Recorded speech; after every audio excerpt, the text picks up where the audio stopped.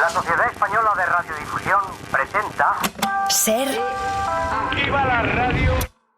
Podcast. Siempre.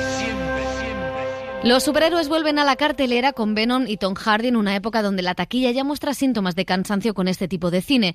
Veremos cómo funciona la propuesta, pero también el cine español se hace fuerte con el estreno de El Llanto, película de terror y suspense sobre la violencia contra las mujeres que dirige el debutante Pedro Martín Calero. Otra ópera prima que llega directamente de Seminci es Rita, el drama de Paz Vega en la Sevilla de los 80. Tenemos varias recomendaciones de cine de autor y en televisión nos sumergimos en el universo de Oriol Paulo y su nueva serie para Netflix, La última noche en Tremor. ¡Acción!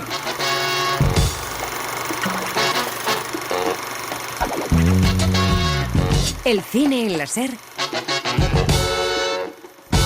con Pepa Blanes.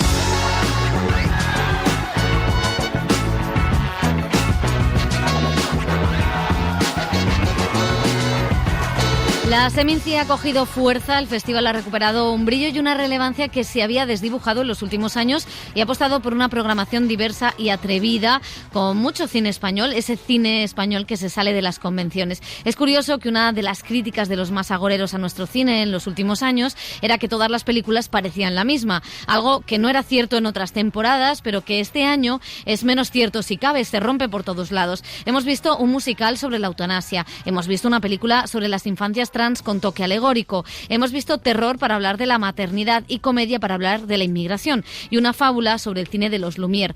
También cine costumbrista sobre los 80 sevillanos. Historias diversas y diferentes que muestran que se puede hablar de temas íntimos desde puntos de vista completamente distintos, sin miedo a abordar temas complejos como las maternidades disidentes o la violencia de género o la muerte libre. El cine español vive un buen momento, es cierto, pero no nos olvidemos que la taquilla es la que es y la relación de los espectadores con las salas sigue siendo difícil y compleja. Y es aquí donde hay que poner todos los esfuerzos ahora mismo, en no permitir que el mercado sea el que seleccione qué películas son dignas y cuáles no. En esto queremos reivindicar la labor de los festivales. Muchos dicen que no sirven para nada, pero sí que sirven. Sobre todo para inculcar el hábito de ir al cine, el gusanillo de no saber qué vas a ver, la sorpresa en estos tiempos en los que todo el mundo lo quiere tener todo planificado y organizado. Seminci estaba llena y esa es la buena noticia de esta semana.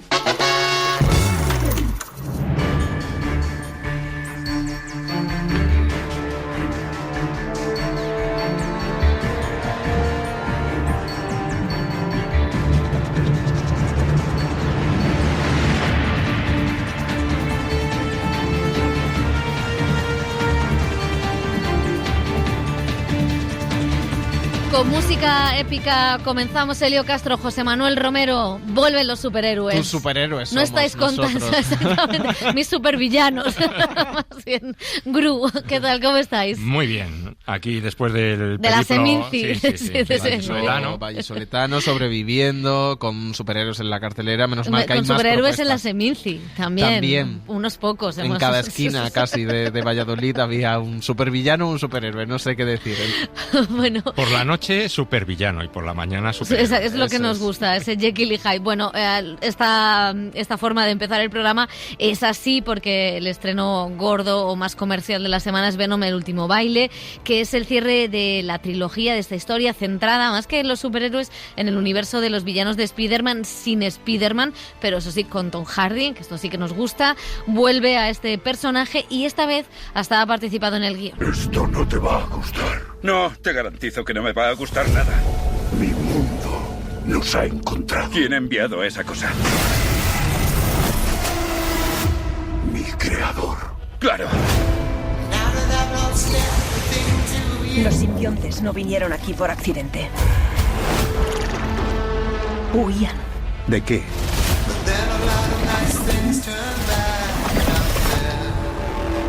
¿Y cómo se llama?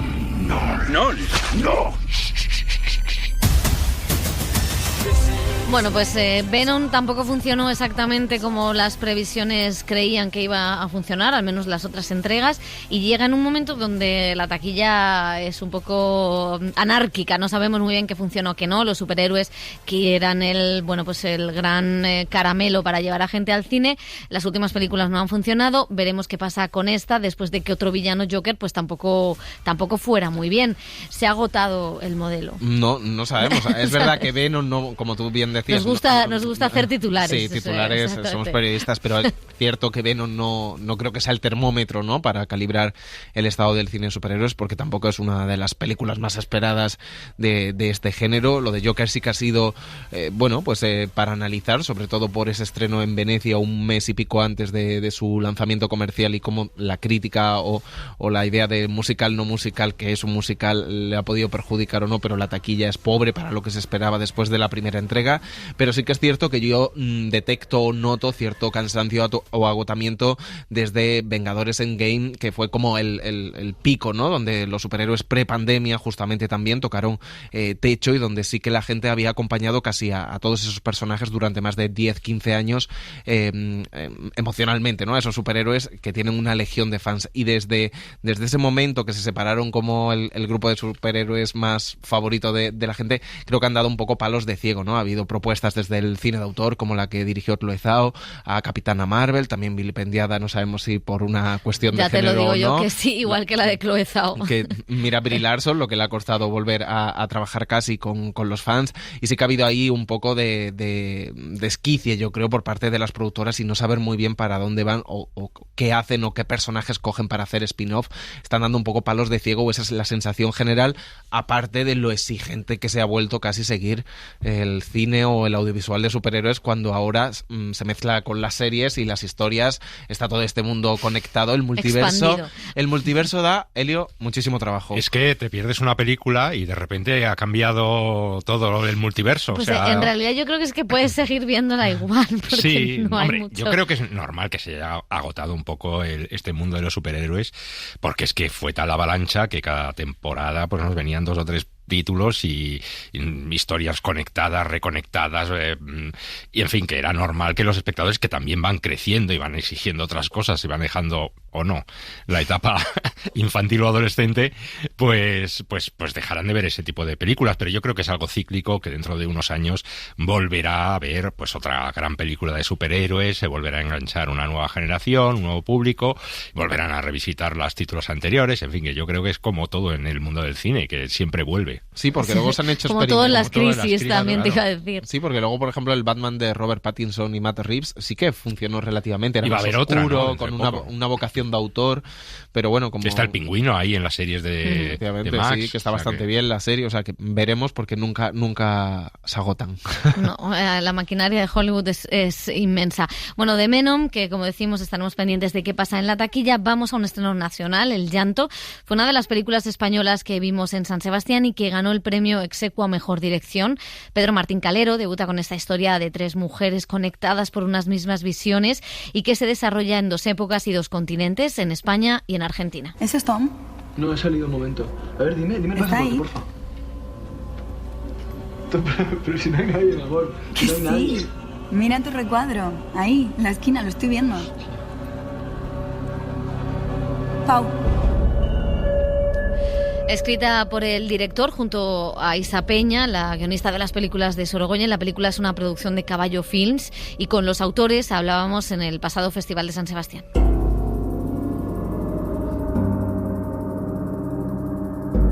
Yo creo que está entrando el género un poco en su edad adulta, ¿no? Cada vez más directores se atreven a abordar el género desde perspectivas menos obvias o menos desde el lugar común. Mucho más estilizadas también, o sea, creo que va muy de la mano, ¿no? Es que creo, yo como director también, creo que el género tiene una posibilidad de generar imágenes poéticas o quizás el subconsciente o de los sueños, que son imágenes muy poderosas, muy atractivas para un director de plasmar, justificadas. No entiendo nada. No entiendo qué está pasando. Vale, dime tu pasaporte, por favor. Que no, Pau, dicho que no. Todo este dolor, esta violencia no afecta solo a las víctimas, sino a la gente que le rodea, y como si esa cadena de dolor, de terror no se para, eso sigue fluyendo y sigue drenando y sigue... Queríamos contar eso, ¿no? Era un tema de tantos que queríamos plasmar y el género nos dio como esa opción de jugar, de ser metafórico, pero también ser muy directo a la vez. La protagonista habitualmente de género de terror, que está en Locatis, se ha convertido un poco en un lugar común. Entonces, de alguna manera, Es que el género está lleno de lugares comunes. Entonces nosotros hemos intentado, como entre las muchas pautas que teníamos, sí, era como, vale, si vamos a por ello es para darle una vuelta. Entonces, por ejemplo, La Casa Encantada está en nuestra película. El monstruo terrible está en nuestra película. Y de alguna forma eso también. Entonces, ¿qué hemos hecho? Todo esto, ya te digo, a base de conversaciones largas, ¿no? Jugarlo desde el realismo más espeluznante, que es efectivamente el de si no te creen, entonces pasan dos cosas: tú estás creyendo que yo no estoy bien y yo me acabo creyendo que yo no estoy bien, entonces es que estaba ahí para cogerlo. Creo que me estoy volviendo loca. No digas eso, es verdad. Contar cómo el mal, eso, ¿no? Digamos que trasciende durante los siglos y durante los kilómetros y tal. Entonces Argentina de alguna forma estaba en el imaginario desde el que arrancó la peli. Una peli que arrancó con una apetencia de los dos, contagiada de ti a mí, de vamos a hacer una película sencillita de terror, rodamos este invierno. El tema fue el que de verdad hizo que todo se fuera expandiendo. Entonces, como Mariana Enríquez estaba flotando y como tú estabas enamorado cinematográficamente del continente, y en concreto de la ciudad de Rosario, sí, que luego no pudo ser Rosario, fue La Plata, da igual, pero había como, no sé, es que es muy curioso porque hay, al menos en mis procesos creativos, hay un caos, pero luego también hay un orden, y de alguna forma Argentina cayó ordenadamente en su momento y fuimos a por ello. Queríamos con la cámara y con la atmósfera plasmar también esas sensaciones y esa cómo ha cambiado, y luego de hecho también rodamos la parte de Andrea actual en Madrid en invierno y la otra creo que era verano porque fuimos para allá. Eso también afecta un poco a la estética, pero estaba buscado. Así también el viaje temporal es más largo, más estacional, y eso también afecta al color, a la vida en la que hay en la calle. Tengo miedo todo el rato. Tengo miedo de que esté aquí, ahora, sentado con nosotras. Aparte, me parece que había algo injusto con el género de terror, porque es como si solamente hubiera un tipo de películas de terror. En el drama, ¿cuántos tipos de películas hay? En la comedia, en el cine negro mismo, ¿no? O sea, y de hecho, muchas veces hasta se tocan, que es lo más rico de todo. Entonces creo que había así algo como un poquito cuadriculado, ¿no? El terror es esto, el terror es miles de cosas, el terror es El Exorcista y es La Semilla del Diablo, que son referentes absolutos para ambos. El terror es el slasher también y es mil cosas, y la verdad es que es muy, no sé, a mí me interesa mucho el género por lo que decía Pedro en cuanto a la capacidad poética, alegórica y precisamente para, igual que el cine negro, para hablar de nosotras como sociedad.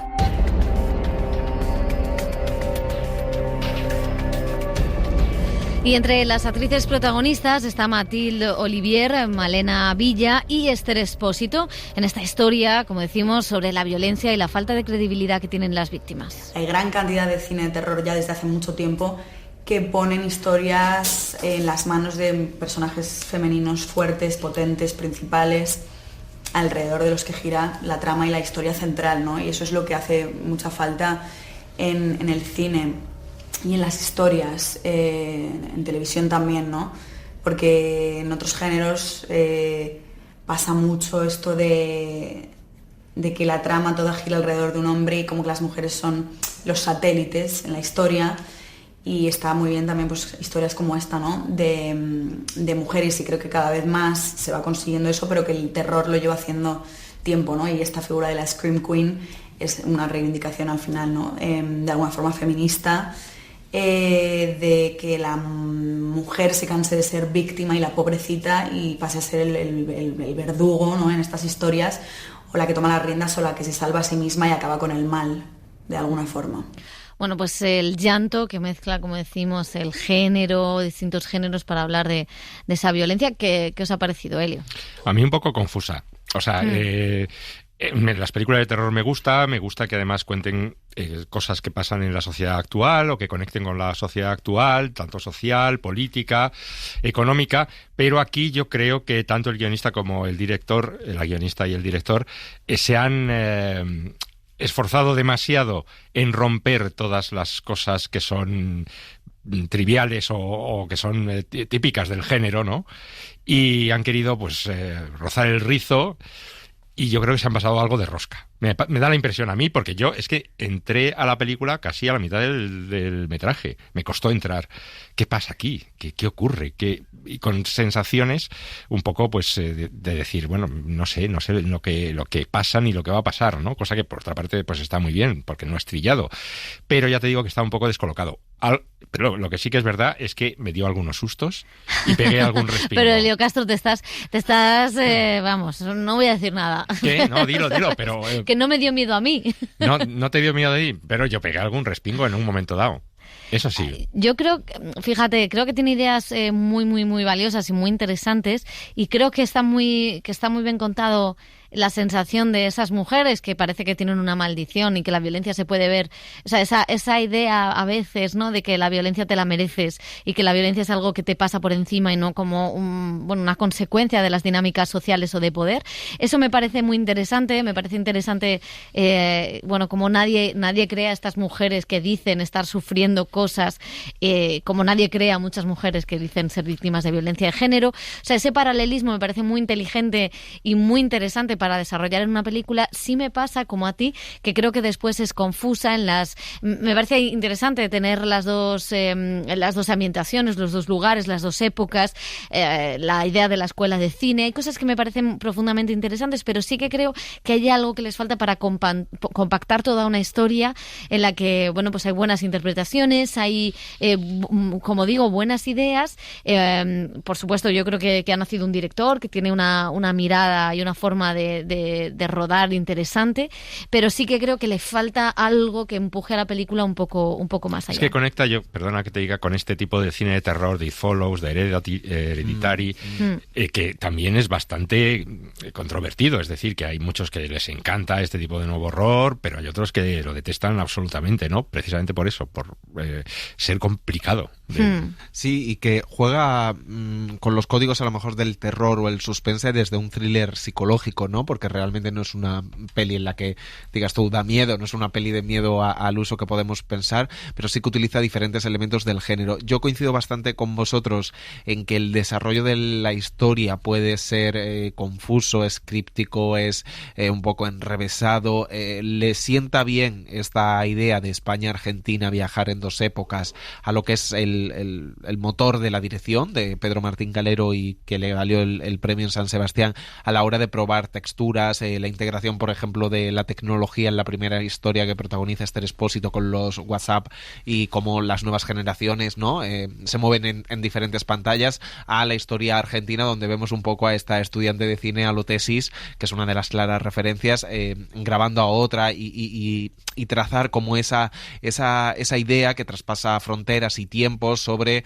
como decía Pepa, la violencia contra las mujeres, que es más que no es una maldición heredada, es una cosa que está mucho más extendida, y hablando sobre o dándole una vuelta al tema de la locura, ¿no?, al tema de cómo la desesperación o la obsesión que desarrollan estas chicas, estas mujeres, y nadie las cree, que es el otro tema, el de la credibilidad. Sí que le dan una vuelta a la hora de decir, el entorno, las amigas o tal, acude en algún momento a su ayuda, pero esto es más o menos la trama o el esqueleto de la película, pero yo creo que luego, como en la ejecución como película, me parece más fallida, en el sentido de las interpretaciones. Tampoco soy muy fan de cómo están las actrices. Creo que cada una en un registro, que sí, que cada una su parte le exige una cosa, pero no creo que estén bien realmente, y luego en algunos momentos sí que me hace aguas la película. Bueno, pues vamos a seguir con cine español. Llega otra ópera prima a los cines, en este caso es el debut en la dirección de Paz Vega. Rita es una historia íntima que cuenta desde los ojos de una niña un caso de violencia de género también, y que está ambientada en un caluroso verano en la Sevilla del año 84, en medio, como decimos, de las celebraciones de la Eurocopa. Un retrato sobre el barrio, sobre una generación de mujeres que sacrificó su vida por los demás. Sí, ha habido dudas y me he encontrado con muchos noes. Y bueno, de lo que me enorgullezco es de no haber tirado la toalla, fíjate. Porque ha habido momentos de mucho desasosiego y decir, pues que esto va a salir, no me van a dar la oportunidad, no lo voy a conseguir.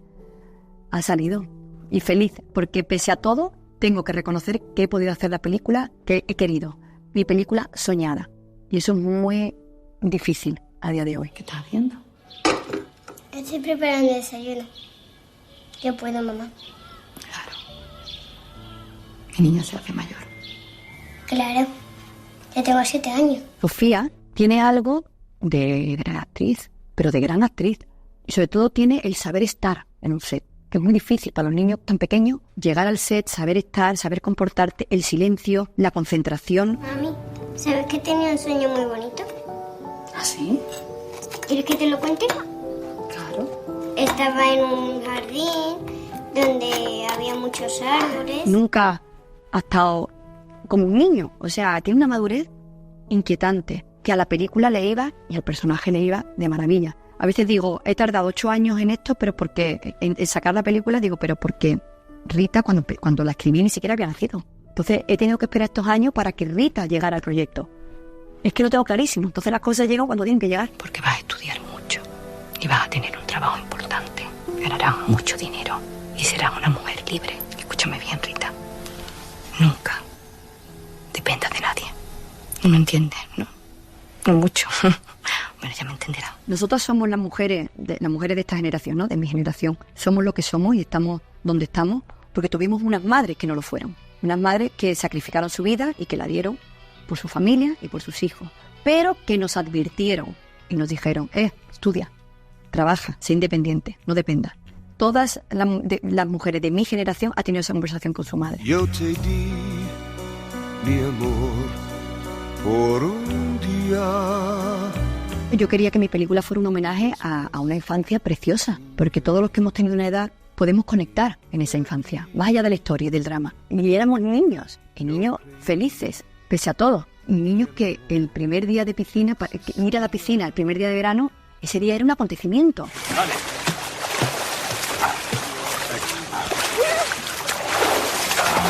Esa cosa de ser niño de verdad y esa inocencia, no sé, me parecía bonito rescatarlo para que la gente de una generación conecte con sus propios recuerdos, con su propia memoria. Y para las nuevas juventudes, las nuevas generaciones, que vean que éramos felices y que éramos niños sin tecnología y que se podía ser niño y feliz sin tecnología. Mari, ¿qué? ¿no has metido las cervezas en la nevera? ¿No hay? No hay. Ahora con el calor que hace me vas a hacer bajar al bar a por cervezas frías. Tiene cojones la cosa. Tiene cojones, hombre. Yo siempre les decía que los niños no leyeran el guión. ¿Para qué le vas a meter a ese niño tanta información? ¿Para qué? Y cosas que posiblemente ni entienda. Y cuando tenían que estudiarse una frase, sí. Se estudiaban su frase y venían con su texto aprendido. Pero mi idea era que supieran cuanto menos, mejor. Y ir secuencia a secuencia. Yo se lo explicaba, mira, aquí pasa esto, aquí ahora él va a gritar. Aquí están los huevos. Lo único que tienes que hacer es llegar de la compra, coges las cervezas y en vez de dejarlas en el suelo, las metes en la puta nevera, joder. A ver qué dice, va a decir tonterías, porque también hay que llevarlo por el lado del juego. Y tal, no sé qué. Entonces los niños reaccionaban y lo pillábamos. Y cuando había que repetir, volvían otra vez a reaccionar, porque no usted crea que hemos hecho una toma, había que hacer. Y son niños con una capacidad de escucha, y cuando tú escuchas, reaccionas. Si es que eso es la base de la actuación, la escucha. ¿Quieres ir a afilar los cuchillos? Sí. Pues venga, ponte los zapatos. He hecho realmente lo que he querido. Me han dado la libertad, tanto mis productores como pues toda la gente implicada, para poder hacer la película que he querido. Entonces, en ese sentido, soy feliz porque para mí era un miedo ese. No quería que nadie interviniese en lo que yo tenía en la cabeza. Y como soy una directora novel, es muy fácil que alguien te llegue con más experiencia. Ay, no, pues haz esto, haz lo otro, ¿no? Y no, la verdad que he podido hacer lo que tenía en la cabeza, desarrollarlo, y la gente ha confiado en mí. Entonces eso, nunca me cansaré de agradecerle al equipo esa confianza. Bueno, pues el debut de Paz Vega en la dirección, lo decíamos que hay muchas óperas primas en el cine español este año interesantes, El llanto lo era, ¿y qué tal Rita, que fue al Festival de Locarno, o sea que en verano ya iniciasteis esta carrera? Esta carrera con Rita y con Paz Vega. No, pues que realmente hay que luchar contra los prejuicios que se pueden tener cuando te dicen que Paz Vega va a dirigir su primera película, ¿no? Porque no sé por qué, pero está instalado y está mal instalado, que a lo mejor tienes algún prejuicio de que va a ser alguna cosa, pues desde un capricho, una cosa mala ya desde el comienzo, ¿no?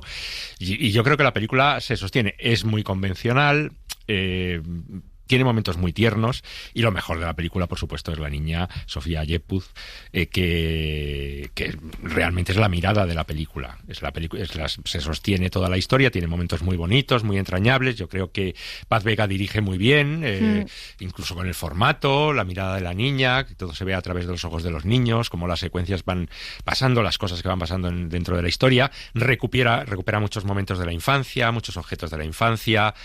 Se ve de lo que está hablando y lo cuenta bien. Quizá el final para mí me parece un poco convencional, o sea que... Pero está bien la película, no se cae en ningún momento, se mantiene y es una agradable sorpresa. Sí, yo estoy de acuerdo con lo de sorpresa. Es verdad que es quizá una película pues que ya hemos visto, ¿no? Que ya se ha contado, está el trasfondo de la violencia. A mí me gusta cómo dirige a los niños, cómo decide ponerse en esa mirada de los niños. Es cierto que quizá tenemos la sombra de lo que ha hecho Carla Simón con los niños, ¿no? Y tenemos o Pilar Palomero con la maternal, aunque eran un poquito mayores, y quizá pues es una propuesta un poquito más convencional o más clásica en ese sentido. Creo que la ambientación es maravillosa, esa Sevilla de barrio, de verdad estás viendo el barrio, estás viendo los años 80, y creo que sí que está muy bien visto esa violencia, ¿no? Que asusta pero que nunca llega, o sea, que los estallidos de violencia vistos desde la mirada de la niña que está viendo que no los sufre pero a la vez los teme, ¿no? Creo que eso es muy interesante. Y a mí quizá lo que más me gusta, y sí que claro, esto es como la película soñada por mí, ¿no? Por Paz Vega, es que me parece que la figura de la madre, me interesa mucho la figura de la madre y el recorrido vital de esa mujer que, como decía Paz Vega, pues en realidad es una generación de mujeres que se quedó a un lado, ¿no? Y eso sí me parece interesante y me parece muy generoso esa mirada. Y a mí le pido un spin-off de esa madre viviendo también ese drama, ¿no? Y esa violencia. Sí, la verdad a mí me ha gustado muchísimo, también coincido con vosotros, me ha encantado por muchos motivos.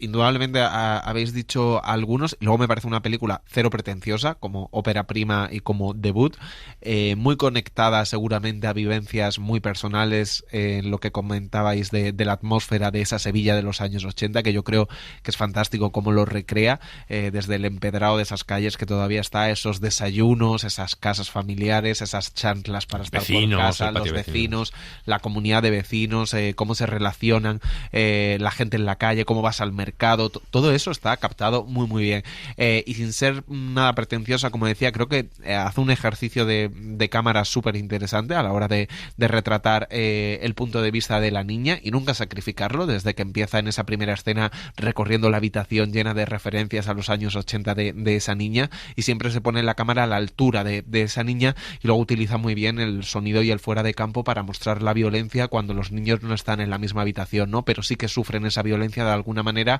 sin saber cómo reaccionar o ponerle nombre, y creo que eso está muy bien. Y luego lo de la niña me parece prodigioso porque está fantástica y logra transmitir todo lo que necesita la película desde sus ojos, desde sus dudas, desde sus inquietudes, desde su amor a su madre sin saber muy bien por qué su madre está sufriendo pero a la que quiere ayudar, y creo que al final la película va creciendo en eso. El final coincido con vosotros que no sé si es que no sabe muy bien cómo solucionar o cómo mostrar lo que no se quiere mostrar, ¿no? Cómo acaba, pero la verdad es que me parece como emocionante y una película, una ópera prima fantástica. Yo creo que va a conectar bien con el público. Sí, es que de verdad es una peli que, y no solo generacionalmente, y luego el homenaje tan bonito a esa generación de mujeres, de madres, también a los huérfanos de la violencia machista en ese sentido, o sea que creo que es una película muy de público, que conecta bien, y las primeras reacciones han sido así. Pues vamos a ver qué tal le va, esperemos que muy bien, y vamos a volver a Hollywood, porque si hace unas semanas hablábamos de Donald Trump y su biopic no autorizado The Apprentice, hoy hablamos de otra película que retrata a otro presidente republicano, Reagan, de Sam McNamara, que cuenta con Dennis Quaid en el papel del expresidente y actor Helio Castro. Le vimos en La Sustancia, a Dennis Quaid. Pensaba que era a Donald Reagan. A Donald Reagan. Hemos visto muchas veces en el cine. Y se llamaba Harvey Weinstein. O sea que, bueno, como decimos, marcó una época política. En el cine no llegó a marcar época, no era tan buen actor, y es esa época que conecta de alguna manera con el trumpismo que vivimos hoy. La película se centra en repasar la vida de Reagan, su relación con las mujeres y también la obsesión que tenían los rusos con él. Puedes huir de un matón un tiempo, pero al final vas a tener que plantarle cara. Está a punto de estallar otra guerra aquí en Hollywood, con los comunistas por un lado y la mafia por otro, y tú estás justo en el medio, hijo. Hola, soy Nancy Davis. Hola, Nancy Davis, soy Ron Reagan. Por curiosidad, Ron, ¿cuál dirías que es el gran problema de nuestro tiempo? No cabe duda alguna. El comunismo y la Unión Soviética. Así uno se hace presidente de los Estados Unidos. Sí, no, estaba pensando que uno puede seguir la presidencia de los presidentes de los Estados Unidos por el cine, porque se han Total. hecho innumerables Sí. biopics. Se han hecho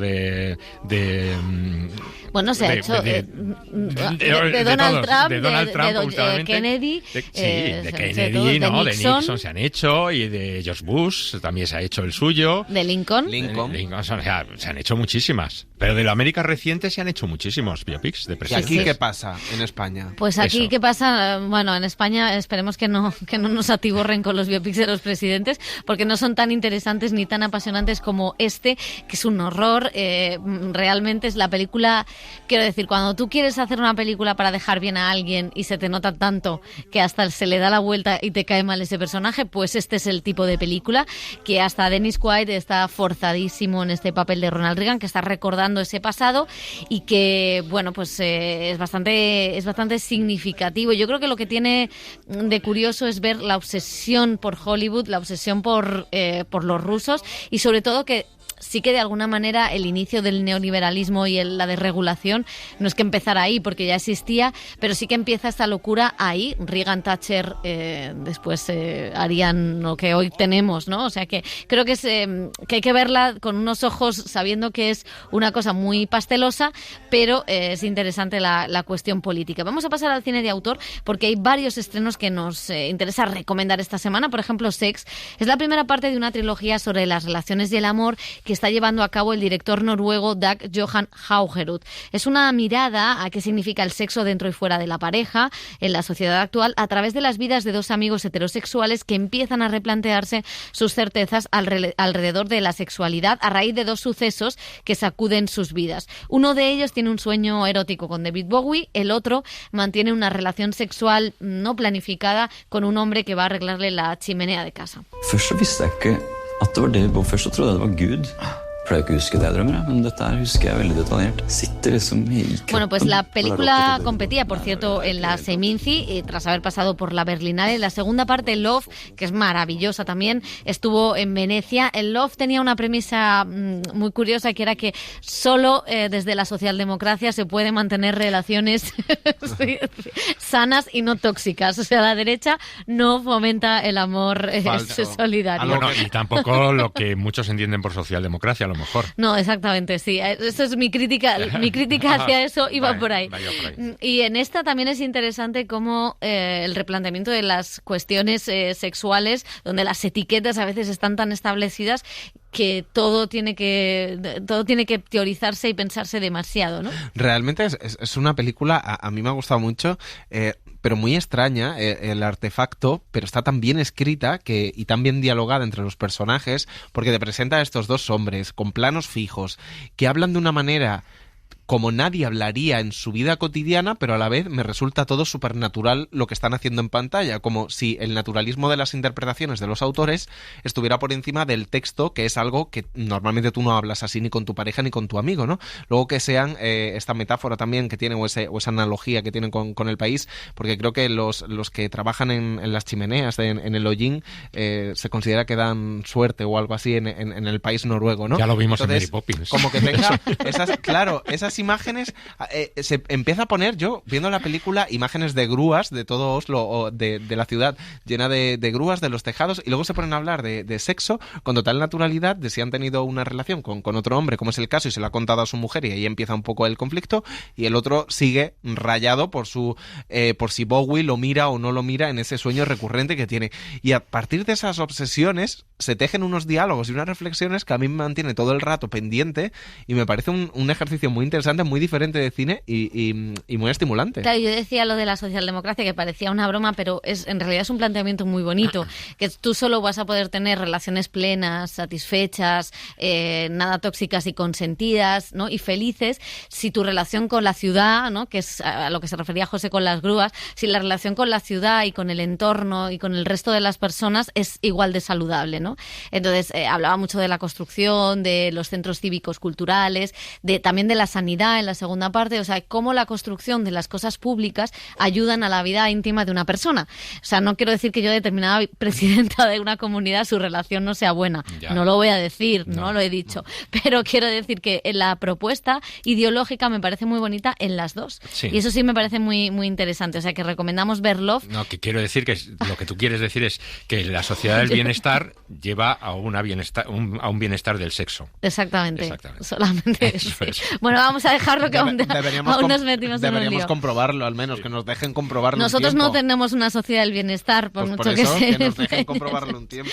Bueno, el siguiente estreno nos lleva a Japón. Great Absence está dirigida por Keiichi Kaura y cuenta la vida de un actor distanciado de su padre desde niño, con el que se reencuentra tras una alerta de la policía, ya que este padece demencia y se ha perdido. A la vuelta a su hogar natal, indaga en la desaparición de la esposa de su padre tras un terrible suceso. El veterano actor Tatsuya Fuji ganó el premio de interpretación en San Sebastián del año pasado. Señor Yoshi Toyama ahora tiene 71 años. Profesor universitario jubilado. Reencontrarme con un padre del que me había alejado, con demencia, que era como otra persona, y su esposa había desaparecido. ¿Me podrías decir dónde está Naomi? Naomi se suicidó. Cogió unas tijeras y se las clavó en el cuello. Bueno, pues es un drama curioso que también recomendamos también para revisar las figuras paternas que no siempre están en su sitio. Y se estrena también Amal, es una película belga sobre una profesora que anima a sus alumnos a leer y a defender la tolerancia, lo que acaba por despertar la ira de una parte de la clase con vínculos con el extremismo islámico. En medio de todo esto se produce el acoso a una alumna. Jawad Ralib es su directora. Esto no trata de dividiros a vosotros. Los creyentes y los no creyentes, los blancos y los negros, los que tienen fe y los que no. Se trata de tolerancia. Hablo de tolerancia, de convivencia. Es eso de lo que trata esto y es algo que nos concierne a todos, a todos.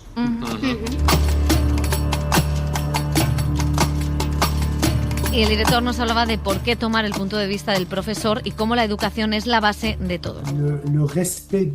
El respeto que se tiene hacia el oficio del profesor se ha perdido.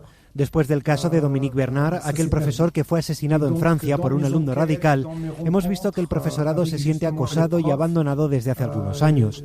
Muchos han decidido salirse del programa para ir hacia los temas de actualidad que hay que debatir, como la política o la religión, para abrir las mentes de la juventud y hacerles aprender a reflexionar. Para mí era importante que mi personaje lo viviera desde el punto de vista de un profesor o una profesora, porque la escuela sigue siendo la base de todo, y si queremos salvar a los niños y a las niñas para que no caigan en este tipo de radicalismos, hay que pasar por la educación y por los profesores, dirigirnos hacia eso. Y en Venecia hace 2 ediciones pudimos ver Woman Off. Es una película polaca muy valiente porque cuenta la historia de una familia en Polonia que se esfuerza por salir adelante. Se centra sobre todo en la figura paterna. Es un padre y un marido que se siente incómodo en su identidad masculina y que comienza a hacer su transición de género al tiempo que el país hace su transición del comunismo al capitalismo. Yo, Andrei, prometo amarte hasta que la muerte nos separe. Juntos hasta que la muerte nos separe.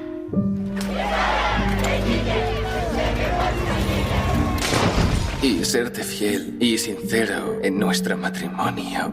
Pide un deseo antes. ¡Bravo! ¿Qué has pedido? A veces cuesta decir la verdad. Nací con el cuerpo equivocado. El francés Quentin Dupieux, uno de los cineastas galos más inclasificables, estrena esta semana Dalí, una película que nos habla de los locos encuentros entre una periodista francesa y el icónico artista surrealista para un documental que nunca llegó a realizarse. Gilles Lelouch y Anaïs de Moustier son los protagonistas. Maestro, ¿podemos hacer un descanso?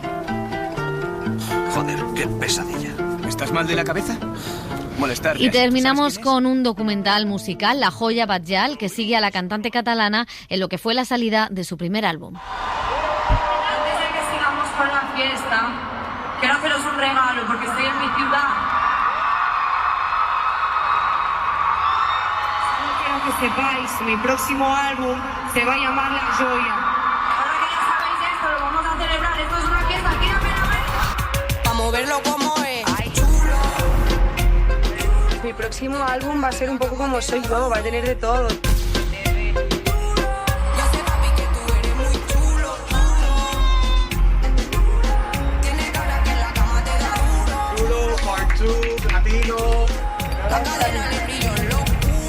Tengamos claro los timings con los que estamos trabajando. De verdad, no sé si todo el mundo está igual de preocupado que yo. El cine en la SER con Pepa Blanes.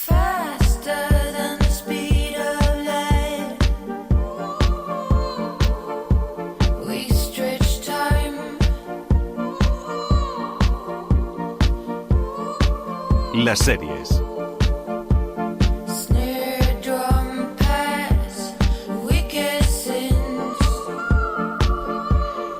Y en televisión esta semana llega el último gran estreno español de Netflix. Es un thriller psicológico con caras conocidas en el reparto, con una trama muy adictiva. Vamos, lo de siempre en la plataforma. Dani Garrán, ¿qué tal? Muy Netflix, ¿verdad? Es que muy Netflix. Juntas todo eso y te muy tiene Netflix que salir a la plataforma. En las series españolas, porque Sí, luego hay otra apuesta. Las series españolas, que no queremos decir que sean malas. No, pero es verdad que son los fórmula buscan, funciona, a veces es fantástica, a veces no, pero bueno. Sí. Bueno, vamos ya con el título. Es La última noche en Tremor, que es una serie que, como decíamos, pues reúne todos los requisitos para el algoritmo. Sí, es la última miniserie de Oriol Paulo, uno de los directores que mejor conjugan el thriller y el misterio en la ficción, como ya demostró con las series también de Netflix, El silencio, El inocente o Los renglones torcidos de Dios, la adaptación para el cine de la novela de Torcuato Luca de Tena. La última noche en Tremor también procede de una novela, de la primera que escribió Miquel Santiago, uno de los autores más vendidos de la literatura española. En este thriller psicológico, un músico y compositor en crisis se aísla en un pueblo costero para terminar una obra. Después de una tormenta, comienza a tener espeluznantes visiones en las que aparecen su novia y sus misteriosos vecinos. Y todo comienza con una extraña lluvia de peces. Mira este titular, lluvia de peces. Este extraño evento meteorológico se produce cuando los peces son arrastrados por el viento y la lluvia desde su hábitat natural. Lo había oído. Yo no lo había oído nunca. Nunca. ¿Y si lo hubiera imaginado? ¿De dónde lo saqué? ¿Cómo puedo imaginar algo tan real y concreto si ni siquiera sé si existe? Puede que no recordaras que lo sabías. Sería lo más lógico, ¿no? Entre esas caras conocidas del elenco, Javier Rey es el protagonista de la serie, acompañado de Ana Polvorosa. Ambos personajes que llevan años arrastrando traumas se ven envueltos pues en esta confusa trama, en la que también tienen mucho que ver la pareja formada por Willy Toledo y Pilar Castro. La música, un elemento clave en la serie, está compuesta por Fernando Velázquez, ganador del Goya por su trabajo en Un monstruo viene a verme. Bueno, Dani Garrán ha hablado con el director y también con los protas de la serie. Dani, cuéntanos. Pues nos decía Oriol Paulo que desde que leyó la novela en 2014, cuando se publicó, se interesó por adaptarla y cuando pudo hacerse con los derechos ya se lanzó a ello. Miquel Santiago alabó su trabajo en Los renglones torcidos de Dios, nos contó que le escribió por Instagram para decírselo y ahí fue donde el director aprovechó ya para entrar en contacto con él. El juego que te propone Miquel, pocas veces me ha pasado de estar leyendo una novela y sentirme tan desnudo a nivel de cronología lineal de que me ponía muy nervioso el no saber si lo que estaba leyendo estaba realmente pasando, no estaba pasando, y la manera que tenía de contarlo, con esa cosa costumbrista, naturalista. Para mí era una especie, se lo dije, como de Stephen King a la española, del mejor Stephen King a la española, una cosa como muy... Hostias, como estar viendo Take Shelter en una novela, ¿no? Y en el momento que releo la novela, me sigue atrapando toda la parte más del juego, digamos, de thriller psicológico, fantástico que propone Miquel, pero hay algo de conexión vital con el personaje de Javi Rey, y de necesidad o de pulso de querer contar la historia de esos personajes. Y sobre todo porque de repente veo eso, dije a Miquel, voy a hacerlos crecer mucho y quiero hablar de lo importante que es sanar los traumas. Es decir, creo que toda tu novela al final es una metáfora de hacer las paces con tu pasado para poder tener un futuro. Bueno, la serie es un thriller psicológico, ya lo hemos contado, más costumbrista de lo que nos tiene acostumbrados el director, en el que trata de mantener una de las particularidades por las que más se conoce a la novela, que es la capacidad de atrapar al lector y no soltarlo desde la primera página. Y lo más importante para Oriol era desarrollar los traumas de los protagonistas. Obviamente estoy proponiendo un thriller, creo que lo estoy proponiendo, a diferencia de otras veces, de una manera un pelín más dosificada, es una presentación más costumbrista, más naturalista, como más realista, y poco a poco hay un gesto, una mirada, una frase que dices, uy, esto a qué ha venido, y poco a poco, y sin darte cuenta, estás atrapado en una especie de torbellino, y luego obviamente entra la parte fantástica y te arrastra. Pero para mí era imperativo el poder hablar bien de estos dos traumas, porque al final la novela de Miquel se resuelve muy bien en lo formal, en lo que es el misterio, pero yo quería llevarlo más allá y que la resolución final la sintieras como unos personajes que han hecho las paces con su pasado, y para mí eso era motor. Uno de los cambios principales de la adaptación es el cambio de escenario de los campos de Irlanda a un pueblo de Asturias, pero mantiene los rasgos principales que hacen que la historia mantenga la atmósfera, la humedad, los acantilados, el mar y la naturaleza salvaje. Cualquier lector de Tremor lo primero que piensa es la casa del prota, la casa de los vecinos, los acantilados, el faro, el pueblo. Yo creo que hay algo de que al final, tanto la novela como la serie está hablando de la necesidad de aislarte física y emocionalmente muchas veces para poder sanar, para poder encontrarte a ti mismo, para poder superar tus momentos vitales complicados. Y eso nos lo daba Asturias. Es verdad que la novela de Miquel sucede en Irlanda y que nosotros, pues al momento que dices, hostia, nos llevamos a España, en algún momento abrimos la posibilidad de cambiar el paisaje e irte a cosas pues más isleñas, más áridas, más... Pero el norte nos ofrecía todo eso. Y a diferencia de la novela, en la serie, el aislamiento no es tan heavy, sino que hay algo de aislarte para volver a casa. O sea, el personaje de Jai vuelve a casa para aislarse. O sea, se está aislando, volviendo a un sitio que a él de alguna manera le es familiar porque ha crecido por ahí. Bueno, pues decía el director que ya tenía a los actores en la cabeza desde que leyó la novela, que todos le dijeron que sí. Esto es importante cuando se puso en contacto con ellos. Sí, además destacaba Javier Rey la forma de trabajar del director, ese mundo tan rico que aportaba a cada uno de sus proyectos, y se puso a manos de él desde el primer momento en el que nos decía ha sido el personaje más exigente que ha hecho nunca. Bueno, para mí es de los rodajes más intensos de mi vida, si no el que más, te diré. Y creo que voy a tener pocos así, de la magnitud que tiene, de cómo lo hemos hecho. Hemos vivido por y para nuestros personajes. Las personas que más tiempo hemos estado en el 2023 hemos sido nosotros con el equipo. Creo que eso también ha sumado un poco a que ha costado de alguna manera el separarnos y el volver a la vida con las sensaciones de lo que generamos de los personajes, porque sí que creo que a todos nos pasa, durante meses todavía de alguna manera estaban ahí y siguen estando. Lo que más agradecieron los actores no fue que no llevaran pelucas.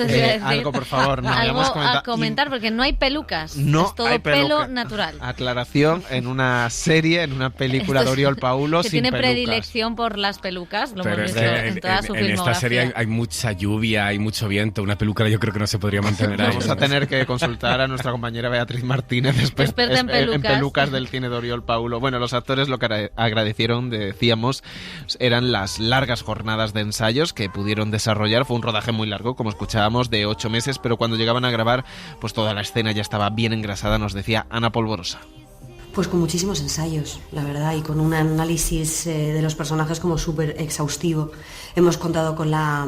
Y en este caso, pues bueno, hicimos muchos ejercicios de muchas cosas, tuvimos también ocasión de hablar acerca de otras, o sea, como plantearnos pues todo tipo de situaciones, no sé, para ya adentrarte e iniciar un poco el rodaje desde un lugar ya en el momento en el que todo esté un poquito ya, que se haya movido, ¿no? Que tú estés más caliente. Y lo que más me llamó la atención fue que tanto los actores como Oriol coincidieron en una cosa, más bien en una persona, sin la cual no habría sido posible sacar adelante el trabajo en esta serie. Veníamos muy ensayados de casa, que hemos preparado la serie muchísimo antes de empezar a rodar. Yo creo que es la primera vez que he conseguido hacer el viaje entero en ensayos, la primera vez también que incorporo a una coach, Mónica Portillo, desde el minuto 1 para que podamos diseñar el viaje, o sea, los personajes han viajado enteros, han hecho toda la serie antes de rodarla.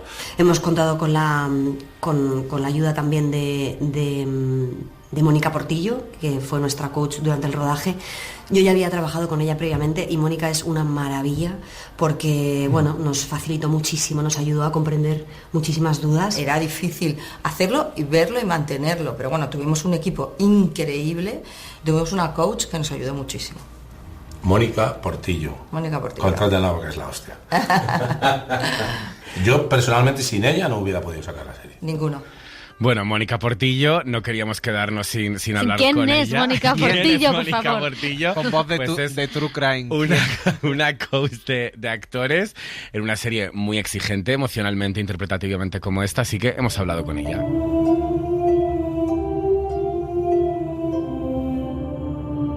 Bueno, creo que fue un gran trabajo en equipo, ¿no? O sea, todos creo que remamos mucho hacia una misma dirección, hablamos mucho, Uri y yo, hicimos muchísimas quedadas para yo poder entrar en el universo de Uri. Uri tiene una mente privilegiada, entonces es fusionarte en su mente para que a través de lo que él tiene en la cabeza poder encontrar la brillantez de cada personaje y lo particular, ¿no? Lo específico de cada quien para que realmente sean personajes diferentes, con caracteres diferentes, con maneras de hablar diferentes, con maneras de comportarse, de reaccionar, de vivir, ¿no?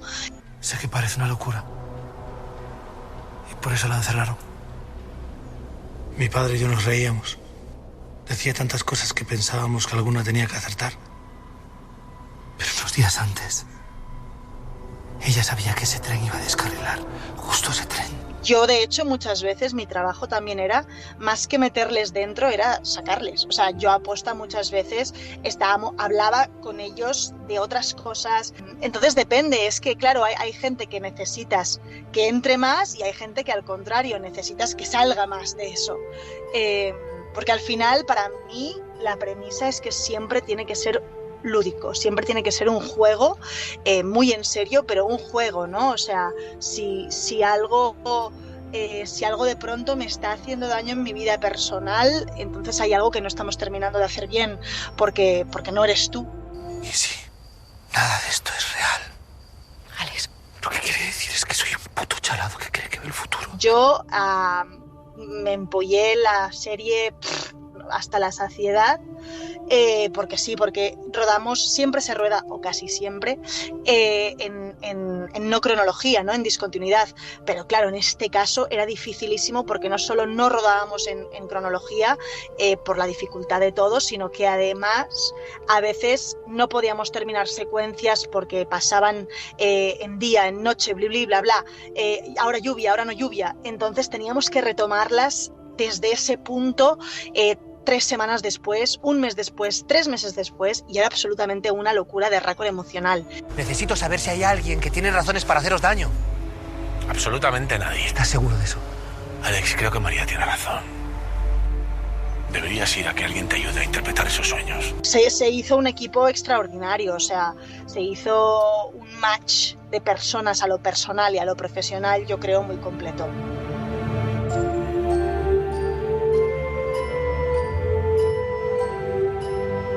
Pues lo vamos a dejar aquí. Nosotros también vamos a contratar los servicios de Mónica Portillo. Por favor, póngase en contacto con el Cine Láser porque queremos ganar un Ondas y a lo mejor esa es la única manera.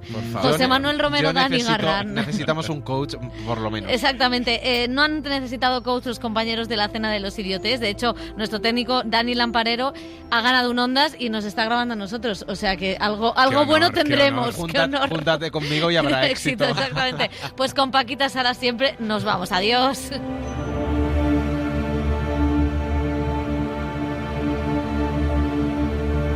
Suscríbete al Cine en Láser. Escúchanos en directo en Láser los sábados a las 7:30 de la mañana y los domingos a las 3 de la madrugada. Cadena Ser. La radio.